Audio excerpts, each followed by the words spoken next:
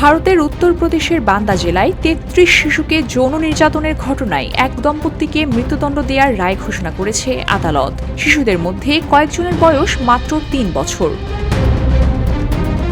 POCSO আইনের বিশেষ বিচারকের আদালত রামভবন ও তার স্ত্রী দুর্গাবতীকে অস্বাভাবিক যৌন নির্যাতন, গুরুতর অনুপ্রবেশমূলক যৌন অপরাধ, শিশু পর্নোগ্রাফি ও অপরাধমূলক ষড়যন্ত্র সহ একাধিক ধারায় দোষী সাব্যস্ত করেছে।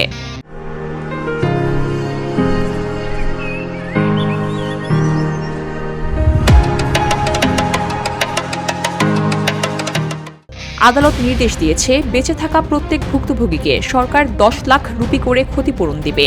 এছাড়া অভিযুক্তদের বাড়ি থেকে জব্দ হওয়া অর্থ সমান ভাগে ভুক্তভোগীদের মধ্যে বিতরণ করার নির্দেশও দেওয়া হয়েছে।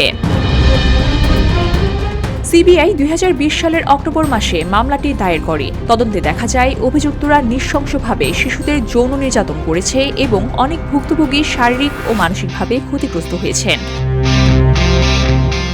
রামভবন সেচ বিভাগের জুনিয়র ইঞ্জিনিয়ার হিসাবে কর্মরত ছিলেন এবং শিশুদের প্রলুব্ধ করতে অনলাইন গেম, অর্থ ও উপহার ব্যবহার করতেন। আদালত এই মামলাকে বিরলের মধ্যে বিরল হিসাবে উল্লেখ করে রায় দিয়েছে। আদালত বলেন, একাধিক জেলায় বিস্তৃত অপরাধ এবং দোষীদের চরম নৈতিক অধঃপতন সব মিলিয়ে এটি এমন একটি জঘন্য অপরাধ যেখানে সংশোধনের সুযোগ নেই। ন্যায় বিচারের জন্য সর্বোচ্চ দণ্ড অপরিহার্য। VOD Bangla news desk.